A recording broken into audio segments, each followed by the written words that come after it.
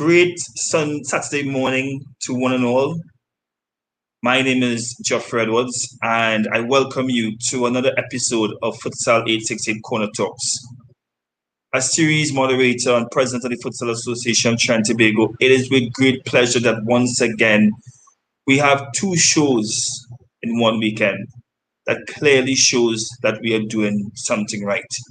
And I can assure you that the rest of our year is jam-packed with a lot of great topics and guests for which we are very much happy for you to be a part of. Futsal868 Corner Talks is an online meetup series where global sporting professionals and leaders share their experiences and perspectives on the fastest growing indoor sport in the world, futsal. In recent sessions, we expanded to discuss topics of social issues and their relation to sport.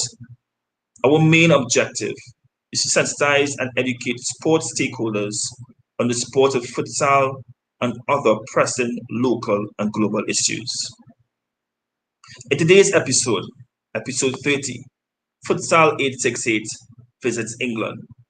Again, virtually, of course, because last week we were in Costa Rica. Our guest is Mr. Keon Richardson. And we're going to take a few moments to be able to see who this gentleman is through his bio before we introduce him to our show. Keon Richardson, an English native, is a blind football coach, coach developer, futsal player, researcher, and author. He holds a BA Honours in Sport and Social Sciences and UEFA B license in coaching futsal. His current mission is to bolster the development of blind football across Southern Africa and the African continent through delivering coaching clinics and training camps, as well as mobilizing adopted sport equipment. He's also the author of 2 research journal articles related to the sociology of sport. We welcome Mr. Keon Richards. Welcome, Keon. Thank you, Geoffrey. So thank you for the invitation to be on your show. And it's a pleasure to share information on here on futsal. Keon, let's start with I didn't read out your entire bio, right? That's the first and the last paragraph. Yeah, Tell us more. Who is Keon Richardson, sorry. Well, there's many words to describe me, but I'm from, and I grew up playing football a lot during my early years of my life, just playing in the streets, playing with my friends, and I really had a big passion for football.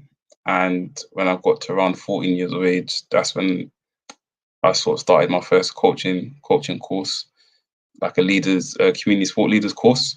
And from there, I've just really taken it into other spheres. Initially, when I was a teenager, like the only route in football was really to be a professional footballer, which I had that aspiration to achieve.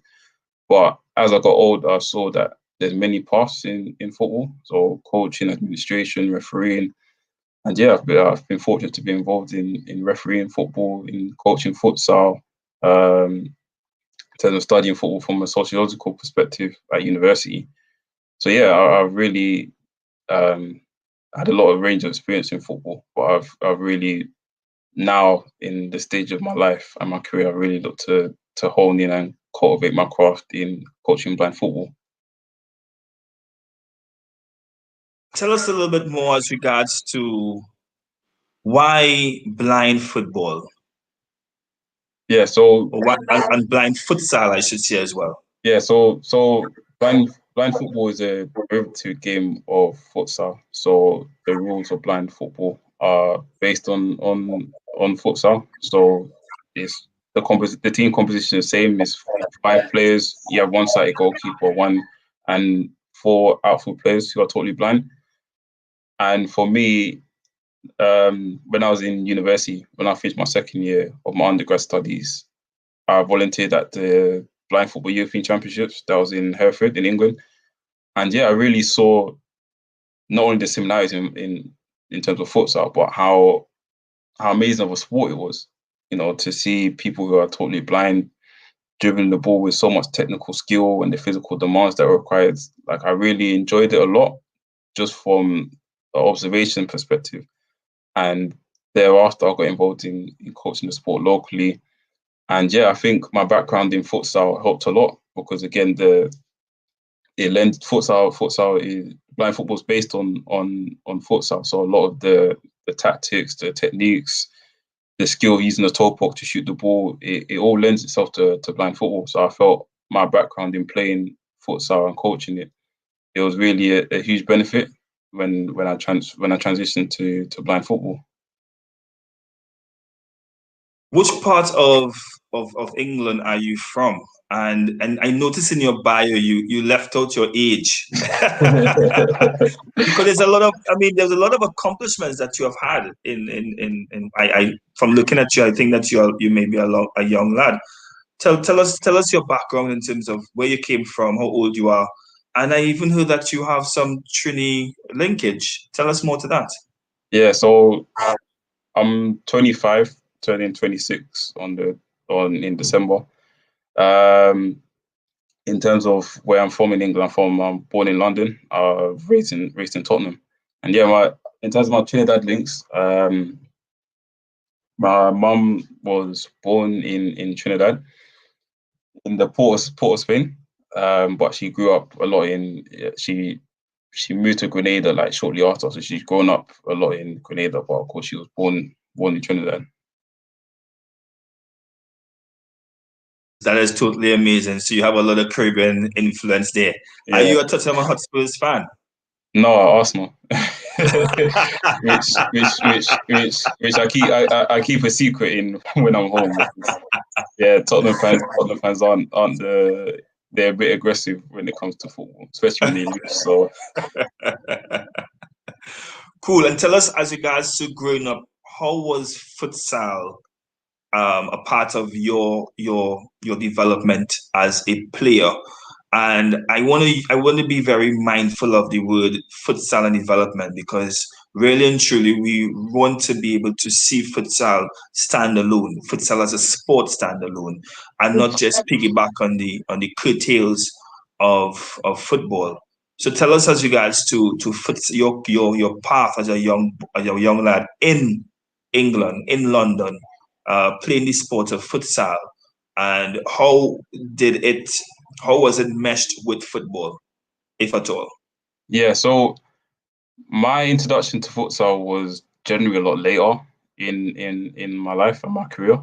I think with this generation now, I think the popularity of the sport, a lot of young people are getting introduced from as young as 6, 7, 8.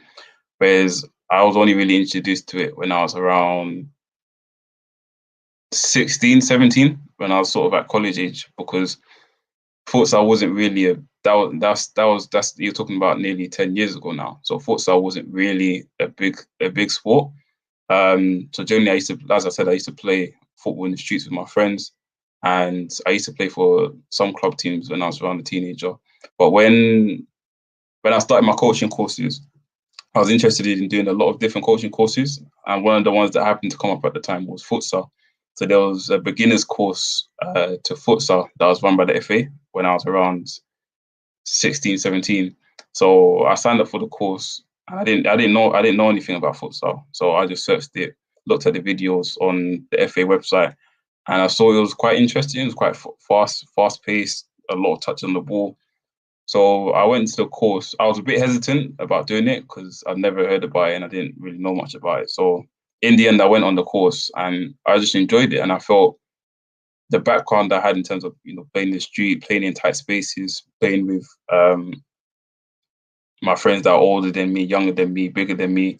I felt, when I was just playing, obviously, of course, it's a coaching course, but just playing, like, I just really enjoyed it because, you really have to think under pressure. You got to have good control of the ball in tight spaces. You got to think one step ahead before you receive the ball, after you receive the ball. So, yeah, I remember one player came to close me down and I just went past him and I just shot it. I have quite a nice shot on me, so I shot it and I shot the ball and it went in. And I just, from there, I just felt that, wow, this, like, just really liked the intensity of the sport. So I really enjoyed it. And when I applied to go to university, that was one of the key. I saw that there was quite a pathway for futsal. Of course, it's a lot shorter compared to association football, but I saw there was really a pathway to play for the England national futsal team. And I think at the time that was one of my biggest motivations. So in terms of going to university, I really want to go somewhere where I could also play play futsal. Play futsal at quite a good standard. And the university I went to, the University of Bath, they had a futsal performance program, and they were quite revered for not only football but their futsal program as well. So I received a conditional offer to study sport and social science at the university, and onto they had their performance program. So I went for a trial at the university, and yeah, it was the same. Like obviously, I really had like my background predominantly in football, but from that experience, like I impressed the coach at the time, and yeah, I just loved it because even at the university, at the time, there's a lot of players that were playing for the England national team, for the Welsh national team as well. So it was quite a big program to train 3 times a week, to have a match on Sundays and strength and conditioning. So yeah, I think between the age, I kind of moved away from football after when I started university, because I didn't really have enough time to be playing football and futsal.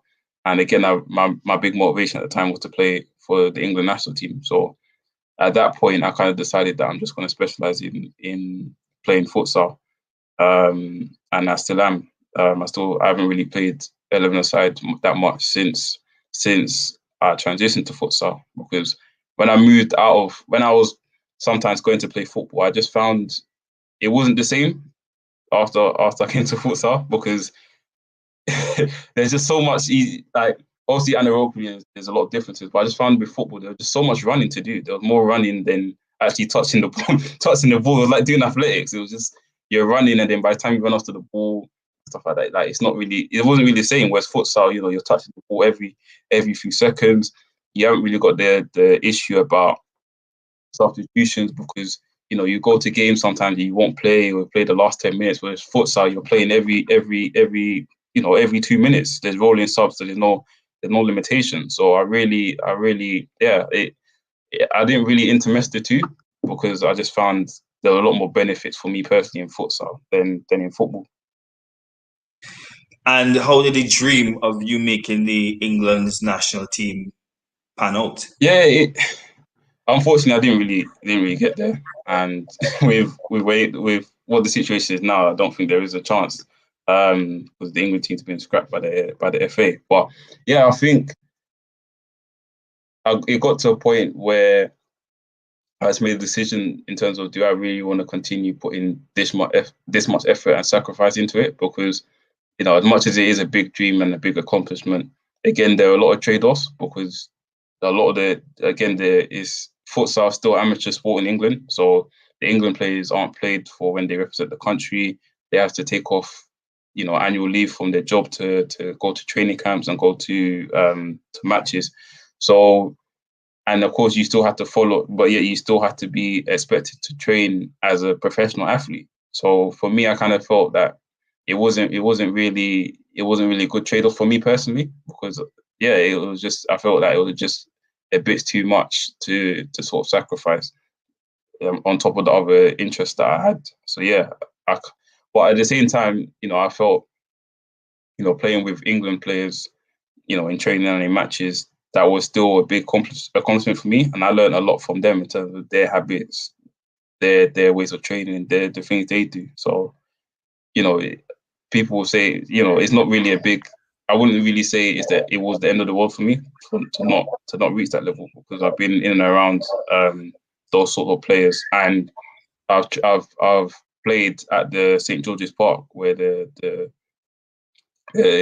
England hold their training camps, because I've played against the England Party-sided futsal team in my first year of the futsal performance program. So yeah, I've been in and around it. So yeah, I'd like to say that's been a big feat for me personally. So let's take a little trip down memory lane, and we're going to show a graphic with some photos, and I would like you to explain to our viewers these photos. which highlights some of your accomplishments?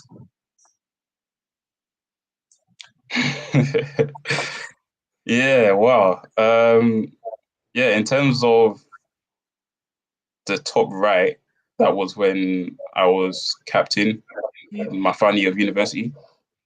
Yeah, again, having been around, players at the top level in futsal in England and in the UK, I felt that I learned a lot. And yeah, I was there from the start, and then gradually, as each year went by, because the change of the futsal team at the university, it was really called Team Bath. So that means that we was able to recruit players who were outside of the university. But the university said we could only recruit players from within the university or graduated. So yeah, it kind of we played in the university league and the national futsal league in the first year I was there. But in the second year, it changed to just being in the university league because, of course, we weren't able to recruit players from outside the university. So in my final year, I was sort of I was the only player that was from the first year. So I felt, I had a lot of knowledge that I could impart to new players that came into the program. So yeah, that's probably been the hardest year I played in futsal because I had a knee injury, but I was still able to play throughout the year. And yeah, it was hard because you're still trying to balance your studies, your personal life, all the training, and nursing a long-term injury as well. But yeah, it was a big accomplishment because not only being captain, but in the first half of the league we were unbeaten. We finished second in the league overall. But yeah, it was a big for me. It was a big heartbreak because it was getting to a point where I realized that my last game is going to come eventually. And yeah, we went to Newcastle, which from London to Newcastle is about it's about at least 6-7 hours or so. And yeah, we lost the game in the last 9 seconds. And I remember like that one I had a bruised toe as well. So I was playing with a knee injury and a bruised toe in the game. And I remember we were winning the game, and then I think either we just let a goal slip, and then the last few seconds another goal slipped. So they got the equalizer, and then another goal slipped, and then it was like the last 1 minute and 30 seconds, and I remember from a kick in, I hit the post, and I hit the crossbar in the game as well. And I remember just the buzzer went. I just went on the floor, just crying in tears because it just felt like everything just came tumbling down in terms of the realization that it's my last game. And we didn't progress in the National Cup. But yeah, at the same time, I felt like I learned a lot from leadership perspective, from coaching, and just balancing emotions in elite sport because it's a different type of ball game playing. There's a lot you put on the line and sacrifice, and sometimes when it doesn't go your way, it's hard to deal with and hard to reflect on. But at the same time, I think your commitment does get rewarded, not only personally, but from recognition as well. So in the top left, I was the only player across the futsal and football club to be awarded the Half Blues Award, which is to be playing at first team level for 3 years and attain a podium finish in the league. So yeah, that was quite a big achievement for me. But that was something I always wanted to achieve since the outset that I was playing futsal at Bath. So yeah, in terms of the bottom left, that's fairly recent. That was last year in Zimbabwe, where I held the national blind football coaching clinic. So we had players from all over the country that took part. And yeah, it was really to see where we can promote and groom talent from across the country. And yeah, it's in terms of blind football in Zimbabwe, it snowballed quite a lot because it's a project that I founded with the Zimbabwe National Paralympic Committee.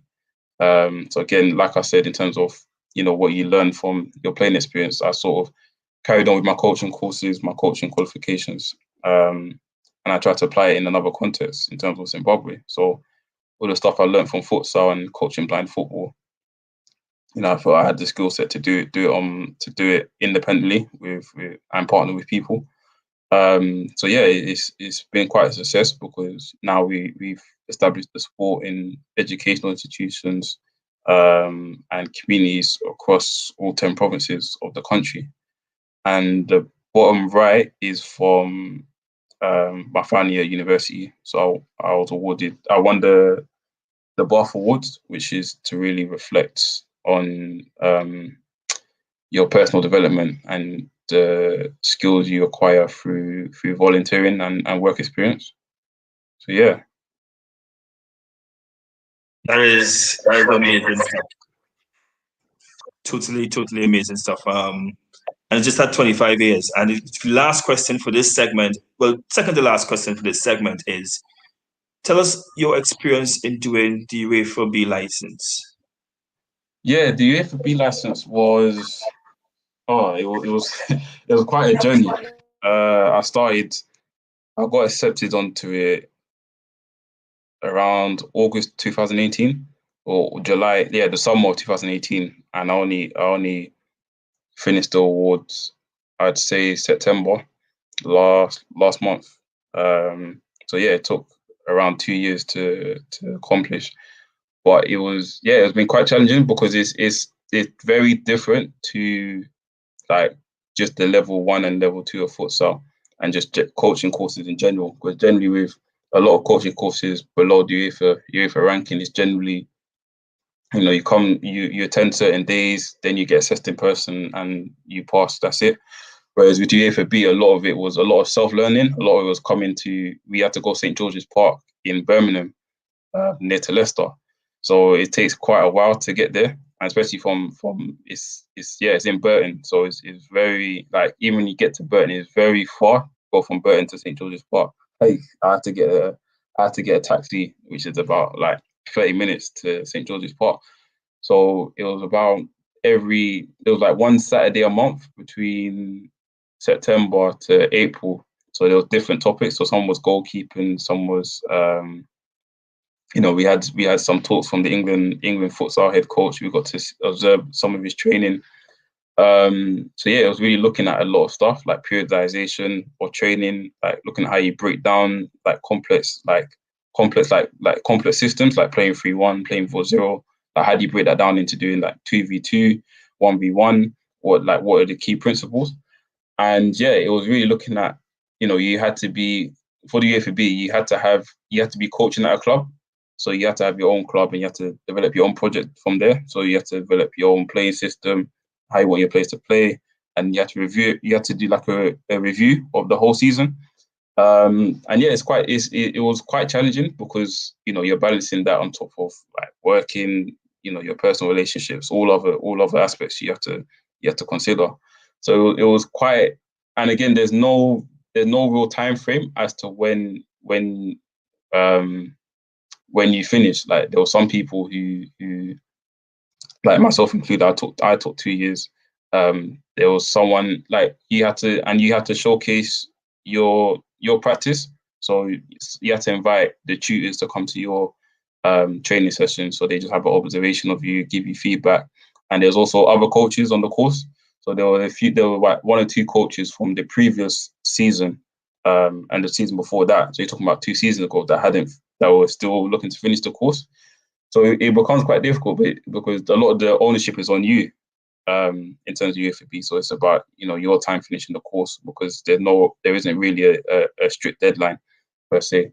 So yeah, it was quite a challenge because you have to do a lot of reflecting. You have to do a lot of things for yourself that you have to look at. We had a tutor for each region. So there was a tutor for London and Southeast region, one for Southwest, one for Midlands. So yeah, a lot of it was really looking at other coaches, seeing what other coaches do in their club and their area. So yeah, it was a good. I think it was definitely, compared to other courses, there was a lot more networking opportunities because this was now a national coaching course because you had coaches coming from all areas of the country, whereas with other courses like level 2 is mainly people from like one part, like probably from London. If you go to Birmingham, then you mainly get coaches from Birmingham. So yeah, it was a good networking opportunity, and the course wasn't easy by any means in terms of the workloads, but it was a good learning opportunity, definitely in terms of what philosophy, not only like the technical components, but what your philosophy is, what your philosophy as a coach, what type of playing philosophy do you have. It really helped me look at futsal coaching and coaching in general from quite a broader perspective. So presently you are in Japan. Is that correct? Tell us why Japan, as well as the different countries that you have been since receiving your UEFA B license. The reason why I selected Japan was because obviously Japan have there was a lot of work around the Tokyo 2020 Olympics and the legacy. So one of the parts of the legacy here in Japan was they want to train 100 sport leaders. So there was a degree program that's been out since around 2013 in sport and Olympic studies. So it lasts for 18 months, and they invite people involved in sport in different roles, in governance, in administration, in coaching, from all over the world. And they offer a scholarship for you to study here for 18 months to study a master's program. So looking at the psychology of coaching, looking at the Olympic and Paralympic history. So one of my friends from Rwanda, I messaged him around the end of 2018, the end of 2017, about just what he's up to, and he said he's studying in Japan. So I said, "Wow, like, why?" The same thing you asked me, like, why Japan? And he said, they have a degree program here in sport, master's degree program in sport and Olympic studies. But I applied myself. I visited Japan after I sent in my application. I visited the university, and I was really interested in it because there was a lot of opportunities for you to grow personally. It's quite flexible and quite there's a lot more autonomy because you can do an internship for 3 months in whatever project or initiative you're doing in whichever country. Wasn't restricted to Japan. So and I think in terms of my background and my career trajectory, I think Japan was a good fit because futsal is widely recognized and promoted here. It's got a strong background, a strong culture, and equally the same with blind football. There's a lot of investment in blind football from sponsors, and there's a strong organization that promotes blind football. So and since being here, I went back to Zimbabwe to carry on the work I was doing there, and I also introduced my projects for blind football in Botswana and Zambia as well. But I was planning to visit more countries and do more, but of course with the situation on the world right now, traveling is not as easy and flexible as it once was. So that was a great first segment as regards to who is Keon Richardson. And Keon, you have done a lot in your short space of time on this earth. And definitely, we really look forward to hearing more from you. As we take a quick break, you're looking at Futsal868 on a Saturday. Yes, we know it's a Saturday. And it's a glorious Saturday as well in beautiful Trinidad Tobago. What time is it now, Keon, in Japan? It's 10:30 p.m. All right, thank you very much. So, and a beautiful night in Japan as well. So, welcome to Futsal868 Corner Talks. We'll be right back.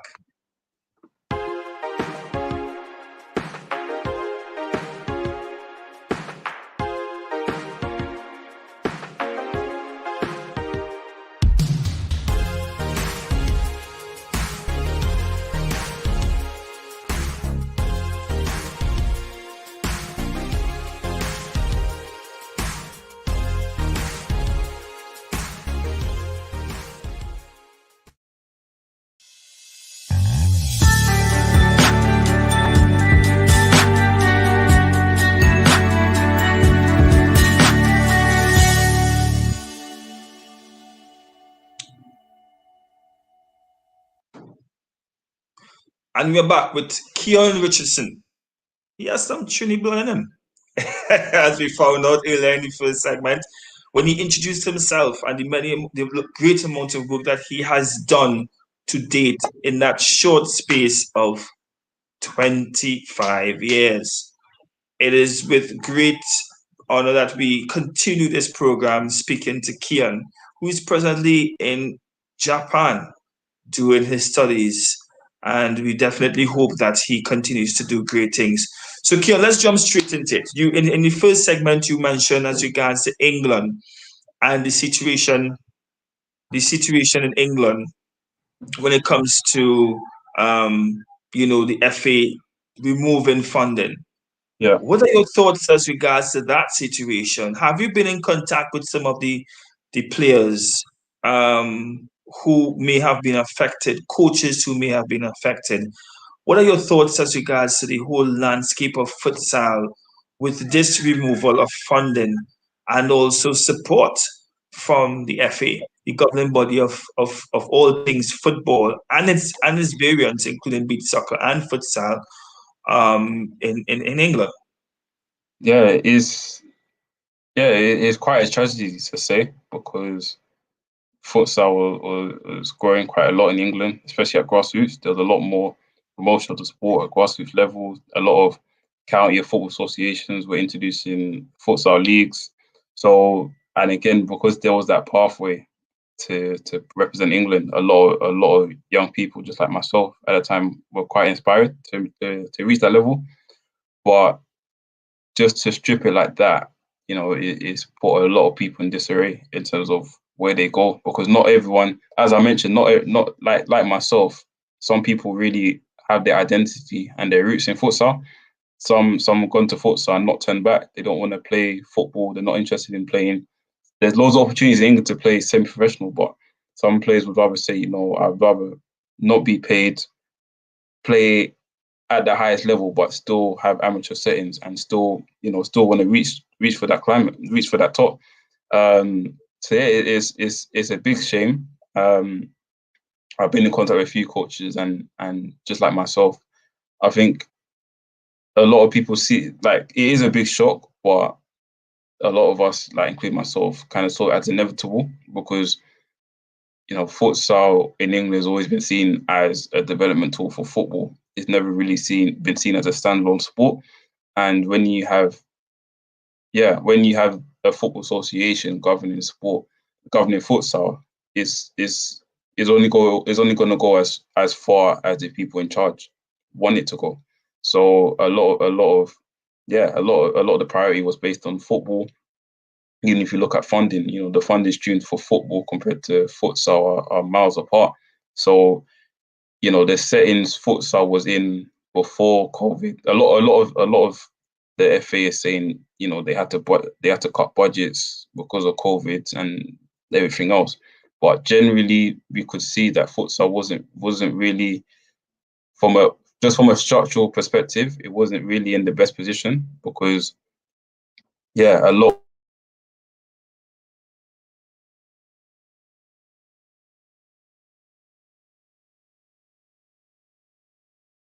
I think that we lost Kian there for a little bit. So while we wait for Kian to reconnect, let's take a quick look at regards to us and our achievements when it comes to futsal in Trinidad and Tobago. Looking at the highlights of our girls who did their exploits in 2018. What a game! What a game to remember. Hexhaw with the pass, controlled by Cornwall. Oh, she does really well there. Oh, what a goal that is! A brilliant piece of individual skill from Afia Cornwall. The second goal for Trinidad and Tobago. They draw level early on in this second half. That's a lovely goal. Beautiful quick feet, well struck. To Aaliyah Price. Prince coming forward. Tex gets the shot away. Fires it into the back of the net. Trinidad and Tobago have turned things around here. Aaliyah Prince with a super goal. And from 2-0 down, the Caribbean nation lead 3-2. You could It always gets me going, and I had to put that in. We know how technology works, Keon. So don't worry, we are quick on the draw as well here. We were able to put in some futsal stuff inside there. Don't worry, we got you covered. So you Yeah, were saying as regards to England and the situation with the removal of funding from the FA. yeah, yeah. So you could. Unfortunately, as I said, is a big tragedy because a lot of grassroots players. There's a lot of promotion at grassroots level. County football associations were developing leagues for junior teams, and a lot of junior teams, a lot of junior players were going to England matches at St George's Park. Getting signatures from the England futsal players.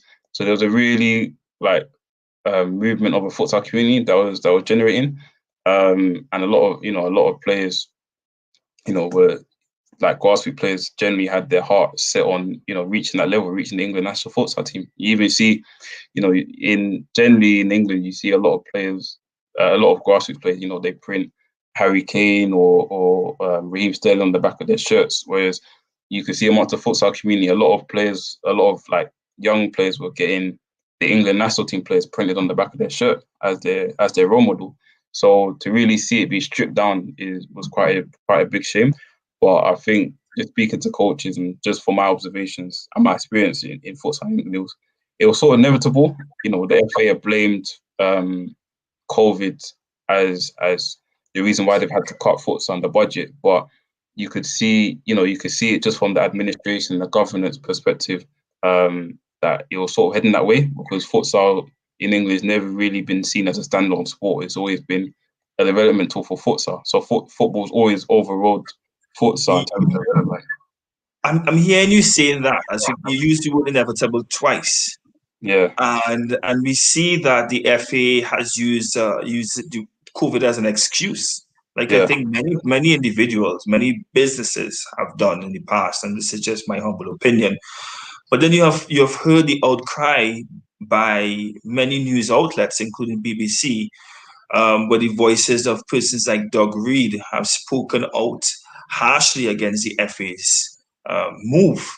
Yeah. This is corroborated by Spain's and Germany's massive input into the sport of futsal in their countries from a financial standpoint. Just before COVID, Juventus made a shocking move as one of the big clubs in Europe to be able to incorporate an entire technical team for futsal, whereby they're also introducing their own club as well as facilities for futsal. And I must applaud Juventus because they have been doing a lot of business and sports moves that is unconventional, but we know that will pay dividends in the long run. Do you think that what is happening across the pond with their neighbors is going to affect England's um, performance in terms of the sport of football? We know it's going to affect futsal, but do you think Yeah. that it's also going to affect the sport of football as well? Because we see that Brazil has used futsal traditionally. We see Yeah. that Spain's tiki taka, even Barcelona's style of football, is because of the influence of futsal, noting that the stadium, that new camp has the futsal, or I should say, the multi-purpose sporting complex where futsal is played right. I mean, literally next door. So, do Yeah. you think that England is going to be affected by this withdrawal of funds? 100%. I mean, I don't really like to talk about futsal's development tool, but you could generally see the nature of futsal. It definitely helps football because in futsal, and I've seen it even myself. Like now, I'm able to use I'm right-footed, but since I've been playing futsal, I'm able to use my left foot. So it encourages you to use both feet, which is really it's not a world-class thing anymore in terms of football. It's the standard to be able to use both feet. Um, yeah, in terms of decision making, being able to play in tight spaces, these are the norms in football, whereas before it used to be exception. So these countries you mentioned in terms of Germany, Spain, Brazil, you just see it naturally in these players. And I think the younger these players, and these players have been playing for a long time. You look at Robinho, Messi, Neymar, they were playing futsal since they're really young. And you're seeing, those things I mentioned, being able to use both feet, being able to use skills and get out of tight spaces from a young age, that just becomes second nature once you reach the top level. So to see that in the past, it's been proven, the proof of concept is there, but to see more investment from these countries is definitely going to pay a lot more in the future. Tell me your thoughts as regards to futsal in Africa. You haven't been to Zimbabwe. What are your thoughts on the growth of the sport on the continent? Yeah, it's quite interesting because a lot of people don't really talk about futsal in Africa, but I think it's taken off sporadically in different parts. So it's quite popular in Morocco, in Egypt, in Zambia, in Angola. These countries have taken part in the CAF futsal.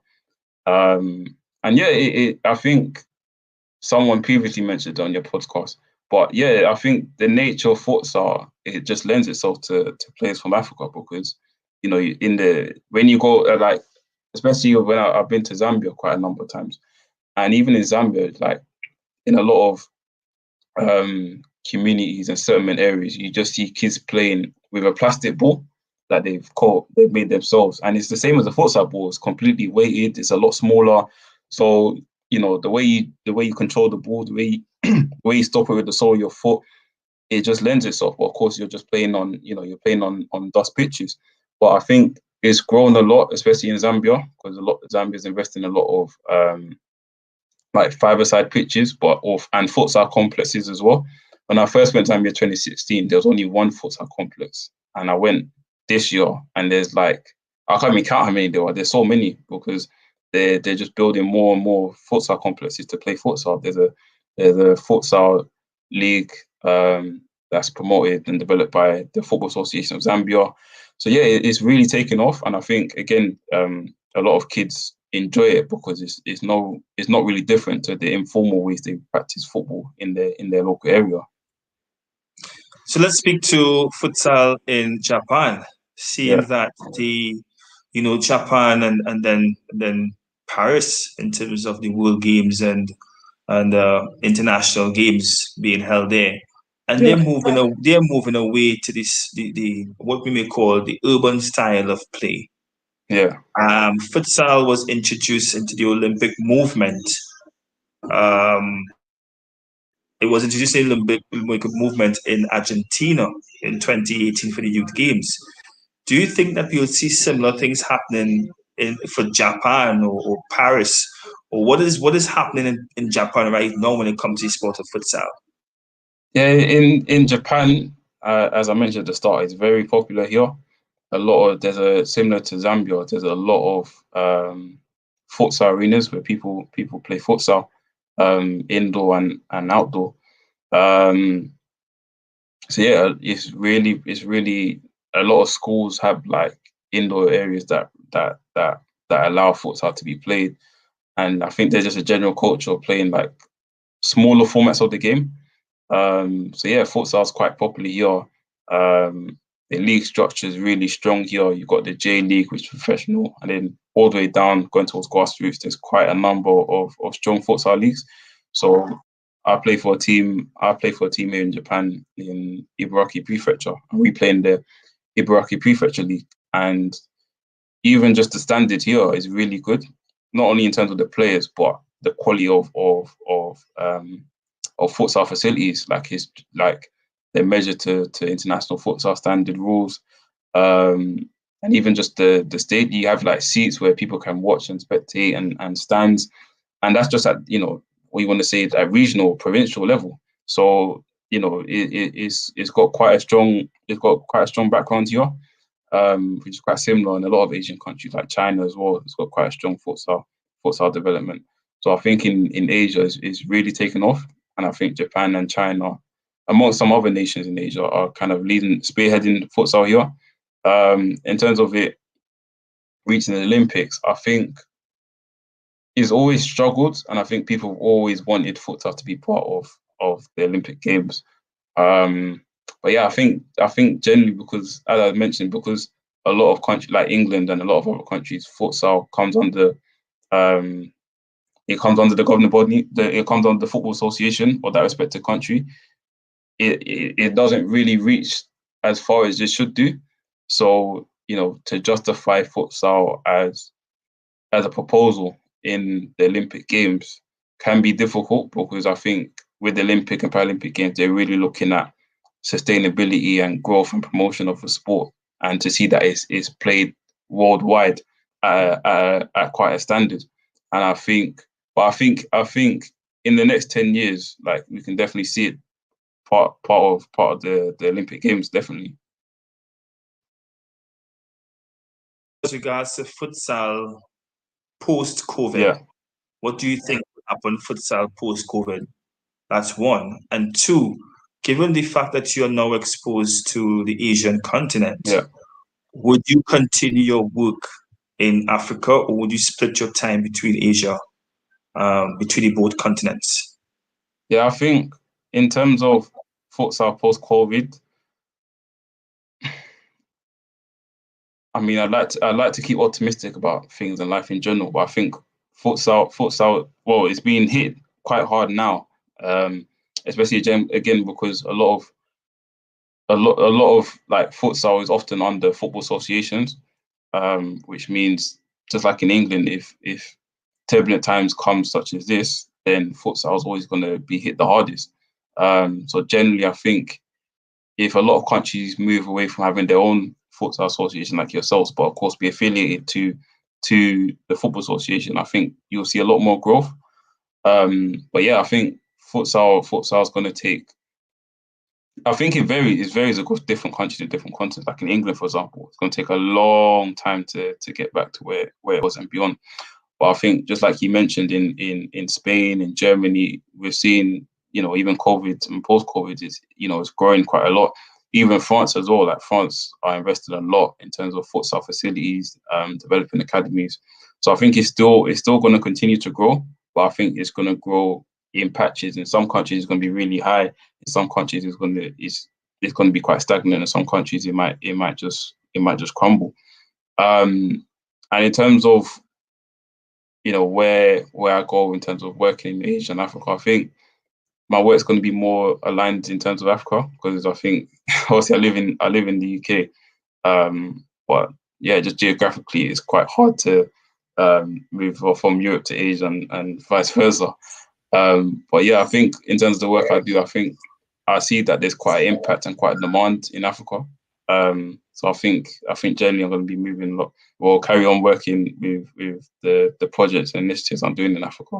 Yeah, a lot of people are seeing the work I'm doing, so I'm getting a lot more messages, a lot more calls from people from other African countries to offer support. That's really amazing.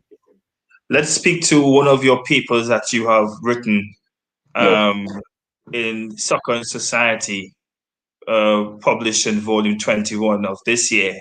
It's entitled Community Sport Development Events, Social Capital and Social Mobility, a case study of Premier League kicks and young Black and minoritized ethnic males in England. Tell us as regards to this topic that you dealt with. Yeah, so that was a study based on my undergraduate dissertation. So we always look at, I think especially amongst Black players, we always look at the sort of rag to riches story, in terms of, especially Black players coming from Africa, from like tough backgrounds, not being able to playing barefoot, to not being able to go to school, to all of a sudden making it to the Premier League and being able to look after their community, build hospitals, build schools. And you see these cases amongst like Drogba and Sadio Mane, and I think I really want to investigate. I want to investigate that in the context of England, because like amongst even myself and amongst like many Black players, we kind of see football as a scapegoat to get out of poverty or harsh conditions. But I really want to see how it's not. The one thing I know is especially not only in terms of my journey, but just as a general consensus, there is more than just having talent. You know, you need to have a certain social network, and you need to develop a certain social network so you can get entry into these spheres of football, because you know, playing academy football, playing professional football is very different to playing community football. There's a lot of gatekeepers. There's a lot of and there's certain type of class and etiquette you need to have when you operate in these spaces. So in England there's a community program run by the Premier League, by their charitable fund called Premier League Kicks. So it's really to use football as a tool to prevent knife crime and antisocial behaviour. But a lot of young black players have used this program as sort of a tool to get into academy football, because a lot of the coaches, the programs run by each professional football club's charitable arm. So like Tottenham Hotspur would have Tottenham Hotspur Foundation, their charitable arm, run the program. So a lot of the coaches, some of the coaches they've grown up in that area in terms of, you know, antisocial behaviour, and they become coaches themselves. And some of them have networks and connections to academy coaches. So some players who have talent have been able to be signposted to go to Tottenham Academy. So yeah, I really want to investigate, you know, the socialization process that happens behind people from this background trying to reach professional football. So yeah, I think the one thing I found was that, as I mentioned, you need to have a certain social network. It's not just about having the talent. You need to know people in the room, in that area to reach there. And there's a general sort of style and knowledge you need to have when you're in that space to maintain your position there. So one of the people I interviewed was saying that, you know, the type of culture environment they had in the community football session compared to academy football session completely different. So they were saying they can come late to the community football session. It didn't really matter. They could just put their trainers on and just jump straight in. They didn't really have to inform anyone that they were late. Whereas when they were in the academy, they had to, if they were running late, they had to text the head coach to tell them that they're late. When they got into the academy, they had to greet every person. So yeah, it was a really different type of culture and cultural needs that you need to have in that environment. But Keon, you know, this is a very touchy topic for me, because based on what you're saying, these are things that you're supposed to learn from home. Yeah.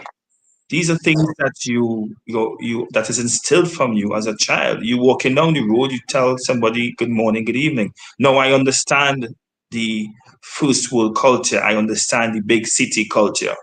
I get it. Trust and believe, I get it. I mean, you can't go and tell everybody good morning, good evening in London walking down the streets. I mean, you'll never reach where you want to go. But again, I'm just saying it's part of who you are. And I also believe that these foundations need to step back and not have sport used as a social tool, but have sport be used as what it's supposed to be used as sport. I give you an example.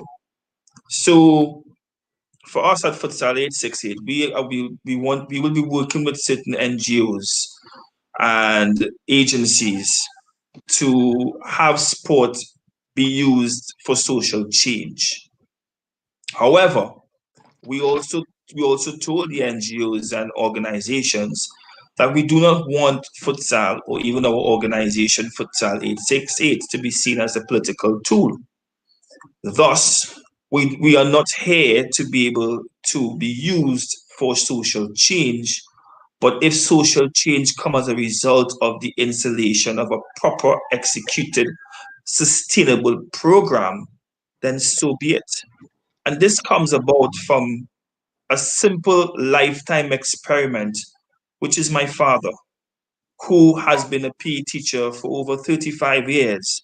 And because of his love and getting the kids to be involved in sport, they made a choice where many of them made a social change.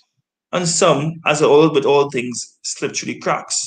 So I think that when I look at the bigger picture and looking at it from both the Caribbean side and also the first world side, I believe that some of these foundations, just repeating myself, need to step back and stop using sport as a scapegoat, thinking that social change is going to happen because of persons' involvement in it. Mm. But social change is a consequence of your involvement in sport, because really and truly, change starts from within, and change starts from the environment that you create, which involves your parents. Look at the situation we had with the young gentleman from Manchester City, who in the academy who committed suicide, because we have a growing situation in academies when it comes to mental health and dealing with mental health. And at the end of the day, is mental health is not only as regards to young persons, it's an entire situation, is worldwide, it's global. Yeah. It's whether it be seasonal, it's whether it be environmental. But nevertheless, it is something that we have to understand that, in my humblest opinion, that sport should not be used as or used for. Sport should be sport. And Yeah. if you have properly run, executed, sustainable programs, social change would be a consequence. Yeah. I think, I have a few points to that. I think I definitely agree with what you're saying. I think the reason why sport is being used like that is because, especially amongst young people, sport is very appealing. Just the nature of sport is very appealing. So, you can just easily say, oh, we're using sport for gender equality, we're using it for inclusion, we're using it for this, we're using it for that. Because it's the context of sport, in terms of socialization, in terms of, the globalization of sport, young people are just naturally attracted to it, where they're not really concerned about those developmental outcomes. So as I said, in terms of the program, you can see there's something lost in translation between what the program is supposed to be on paper versus what the young people go to it for. And I agree with what you're saying about it comes from the parents' home. But I think as well the environment, I think especially much young people, the environment strongly influences that, because as much as your parents raise you, if you look at stats, it often says that you spend more, especially young people, you spend more time in school and education than you do with your parents. So as much as your parents do influence you, there's only so far.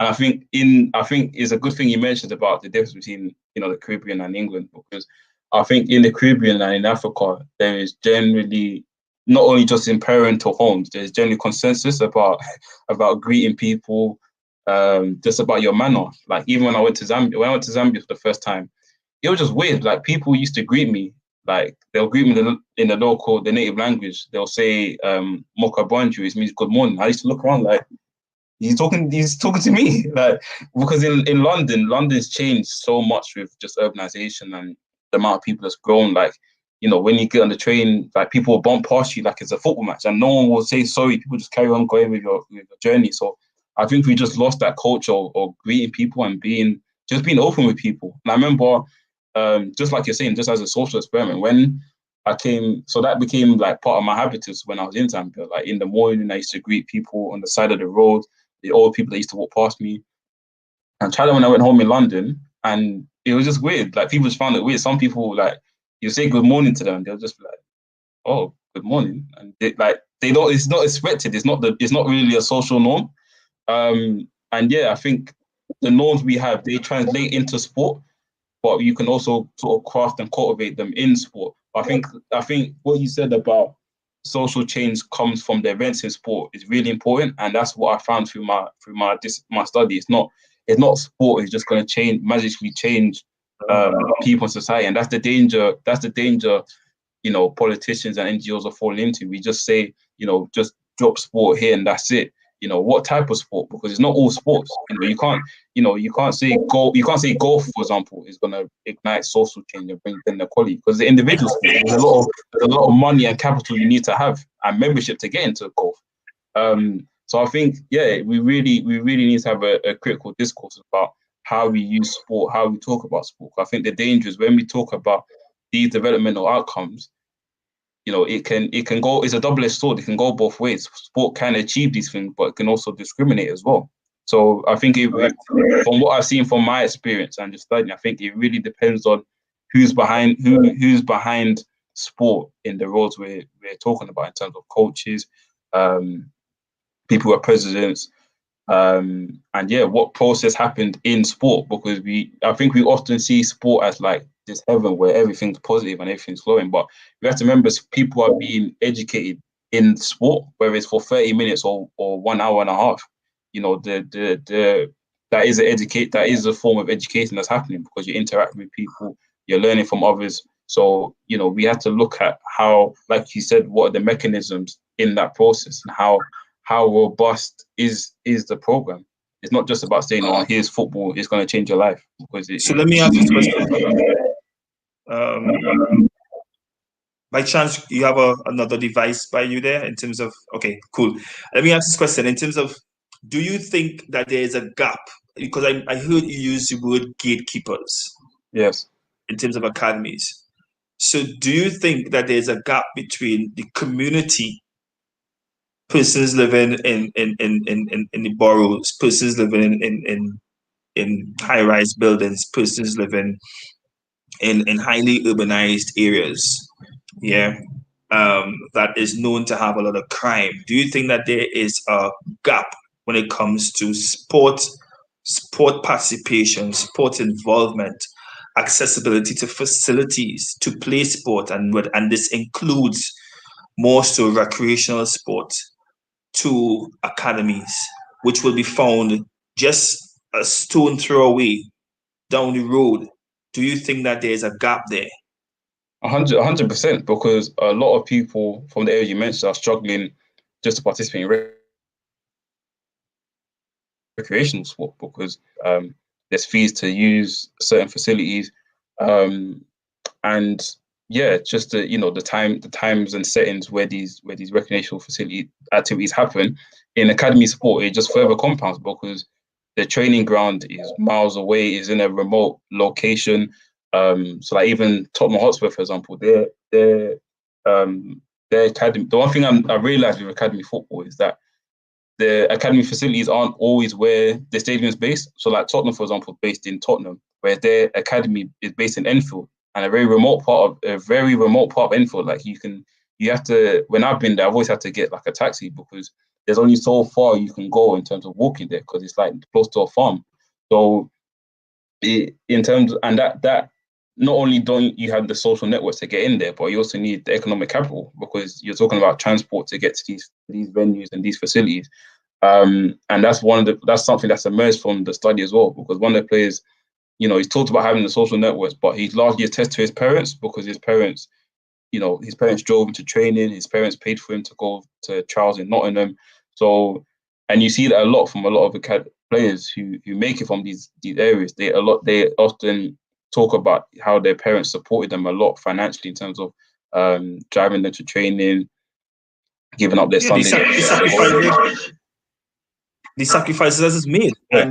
and this is something I observed in my many trips to the United Kingdom, and this is not only England alone. You see it in Scotland, you see it in Ireland.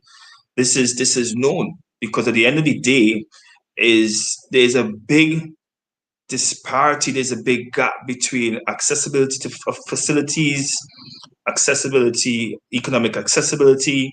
There's a big disparity. And I think that futsal would have been a great way to be able to bridge that gap, because you have a lot of public parks that are used, that can now be translated into multi-purpose facilities where you could play basketball. I mean, I saw it in West Ham, where you could play basketball, you could play futsal, you could play racquetball, you could play tennis in just this one area. But at the same time, if it is you have 3 or 4 in that same set park, then it allows you to play a lot of pickup games. It allows you to play a lot of scrimmages, right? Some people might say, but there's also a lot of greenery where persons can play football. I agree, but then you're talking about maintenance of it. You know what I'm saying? So it is. I think that, as you said, I think that a lot of the bigger heads are not thinking outside the box, and are not really and truly thinking about closing that gap. Because at the same time, in trying to compress and close that gap, they're going to lose opportunities in terms of their business of sport opportunities that they're seeing with the big six and now the big nine when it comes to the FA, and when it comes to EPL, and they making money moves and how they go about it. But they looking towards the African continent and other European countries to get the best players, and they would always attract the best players. But the bottom line is their base, which are English-based players, are going to suffer. Yeah, and you see a lot, not only even in terms of Premier League teams, not only the number of players, but how long they play, how often they play. And I think that's translated into futsal as well, because a lot of times what you see is that because not many, I think it's changed quite a bit, but I think especially when I first got introduced to it, you saw with a lot of teams, it was mainly players coming from Spain, especially from Spain or Portugal, that were kind of the main bulk of players, whereas the FA said, like, I think they put a rule where you have to have X amount of players that are playing on the bench, English players that are playing on the bench. But it's not really, because I think the FA, the Football Association, just football in general, is really about being the best league in the world. So it's about attracting the best talent, from importing the best talent from overseas, as opposed to developing our own. Where you look at Spain, for example, and you can sort of see, when it comes to like UEFA and Europa, you can kind of see how English teams struggle. Like, I remember there was one point where Manchester United lost to, like, I think it was Real Betis or one of the Spanish teams, and they're not really in the top 4 or 5 in terms of like the Spanish football league, but they were able to beat Manchester United, and they just had local native Spanish players because they developed them from young. Whereas from England, I think we're always looking towards getting the best from outside and not looking at developing homegrown players. We've really that's something we really struggle. And like you're saying, we haven't addressed that issue of the access to participating in sport and the equity involved as well. So let's take a quick break, Keon, and we'll get to your closing remarks, which will include your predictions for the FIFA Futsal World Cup to be held in 2021 in Lithuania, and also what would be a perfect futsal world for you. We'll be right back. You're watching Futsal868 Corner Talks on a Saturday with Keon Richardson, English born, right now in Japan. Be back.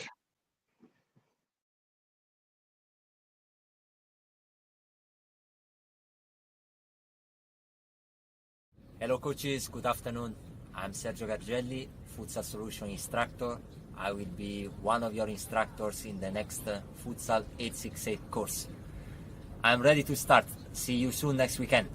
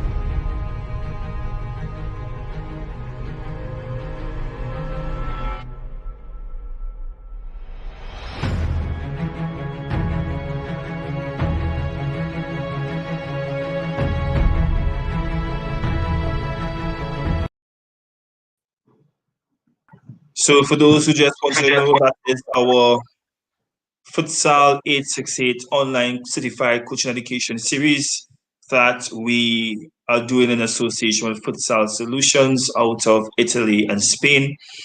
And we just completed our first cycle last week, where we had 12 participants, 10 from Trinidad and Tobago and 2 from Barbados. For those who want to get further information, feel free to contact us at Futsal TT. That's Futsal T as in Tango, T as in Tango at gmail.com. Or send us a WhatsApp message, 1-868-787-7678. we'll be gladly willing to share all information so you could be a part of it. So with us, as we said before, episode 29 of Futsal868 Corner Talks is Mr. Keon Richardson. So Keon, we had an amazing conversation so far, and I will be honest with you, I really would like to look forward to having further conversations with you on another episode. But as we wrap up this episode, give us your thoughts as regards to a perfect futsal world, 1, and 2, your predictions for your top 5 teams for the 2021 FIFA Futsal World Cup to be held in Lithuania. Yeah, thank you. Yeah, it's the second question definitely tough, but I think in terms of the first question, in terms of my ideal futsal world, I think, yeah, just to be seeing futsal as its own sport is always been seen as, especially in England, it's always been seen as a development tool for football, to develop professional football players. But just to see it as a standalone sport, because there's so many benefits from playing just futsal alone.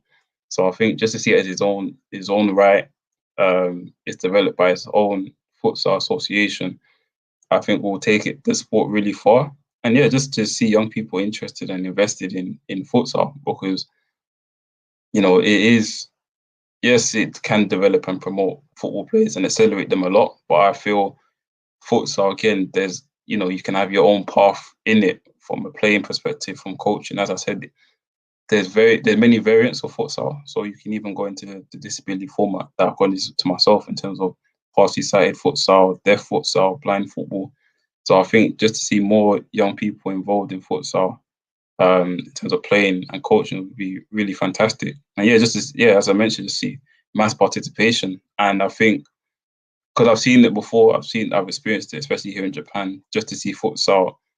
There's futsal specific pitches, because I think especially in England, a lot of the times matches are played in like multi-purpose. Well, yeah, it's played with like, is in indoor venues where like people play netball, people play volleyball, people play basketball. So sometimes the court markings are just it's just so hard to follow, because you've got so many different lines. Whereas in Japan here, like the courts are designated solely for futsal, and it's got stands where people can watch. So it really feels like you're competing in a spectacle. So I'd really just love to see futsal be promoted as just its own spectacle and its own sport. In terms of the teams, top 5 teams in terms of the World Cup next year, I'd definitely say Brazil are just generally up there, because they always perform quite well, and they've always had a strong history of reaching the final and even winning. So yeah, they've got quite a number of strong players, even though like players of Falcao have retired and stuff like that. But they always have, someone that can lead the line, and they have a lot. I think with Brazil, they have a lot of players in all areas. So pivots, wingers, Sierras. They have a lot of players that can do different roles and are quite strong in those roles, and they can all score as well and defend. So I think that's really the advantage with Brazil. Argentina are definitely there as well, because Argentina always give Brazil quite a test, and they always reach that round. They always reach the final pretty much. Yeah, I'll probably say the others are probably from Europe. I'll probably say France, Spain, and Portugal. I mean, Portugal, of course, they got Ricardinho, and they have a number of players who are quite exceptional.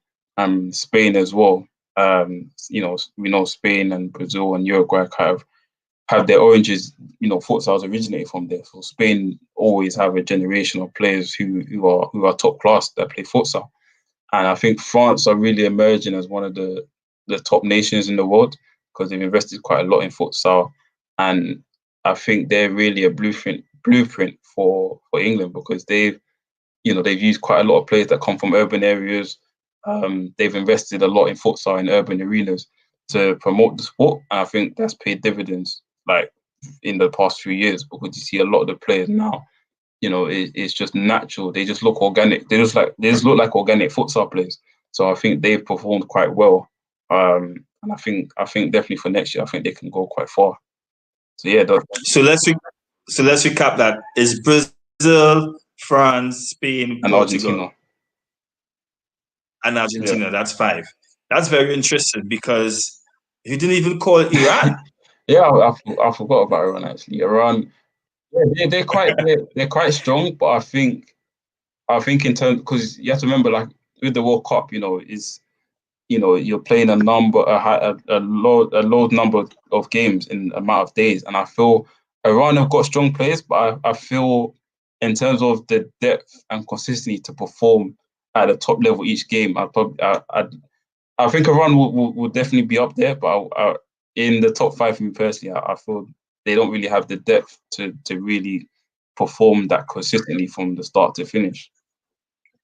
That'll be interesting. To me, Iran is my dark horse, and I'll definitely be once all goes well, I definitely will be messaging you as regards to your predictions.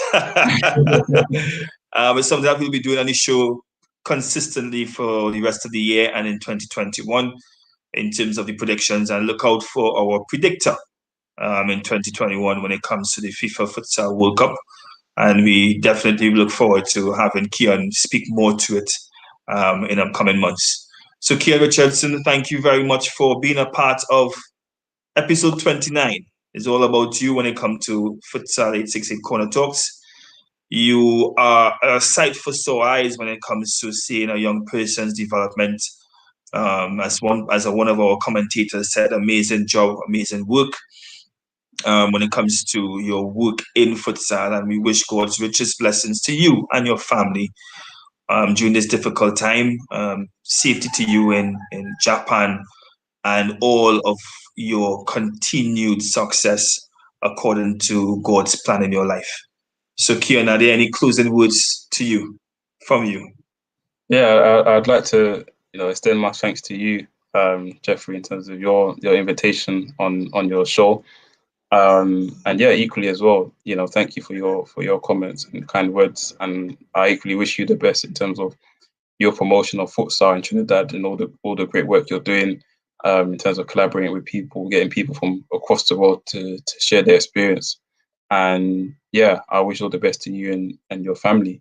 And yeah, I think it's really important that we try to just share our experience from wherever we are in terms of futsal, because we can always lend our experiences to others, because we're all, in terms of futsal, we're all, I like to use the knowledge that we're all in the ocean in different boats. So some of us are in speed boats, some of us are in dinghies. So we're all trying to reach the same destination, the same journey, but we're of course all at different development and different stages. So I think the more we get support from others who are further ahead or even close to us, we can learn quite a lot. So yeah, I think the more we network and the more we share, the better we'll get together and see our sport grow. Because I think the one thing I really love about futsal is, when you compare it to football, there's not, of course naturally there are gatekeepers, but there's not as much gatekeepers to network with people. Like, the people you've had in your show, you've had like the head coach of China, you've had people from Costa Rica. Whereas if this is in the football world, like, and they're sharing their experiences, their insight, their tactical knowledge.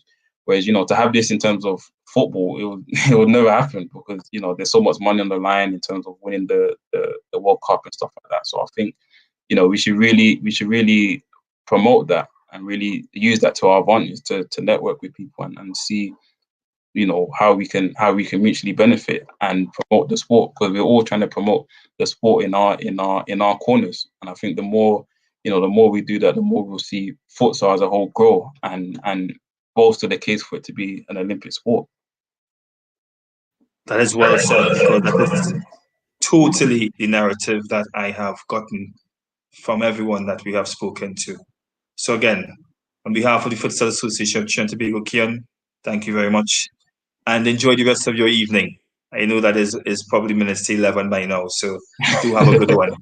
A well-deserved rest. So yes. Have a good one, Keon. Talk to you soon. Thank you. Take care. So that was Keon Richardson from the United Kingdom, who is presently in Japan, speaking all things futsal. As always, you know how we end this show. It is all about keeping our feet, yes, both feet, on the neck of racism. It is our responsibility to commit to making a positive difference in our society. Listen, read, be a standing voice against discrimination and injustices. I am Irene Marquez. I am Dee. I am McKenna. I am Jariel McCullen, and racism ends with me.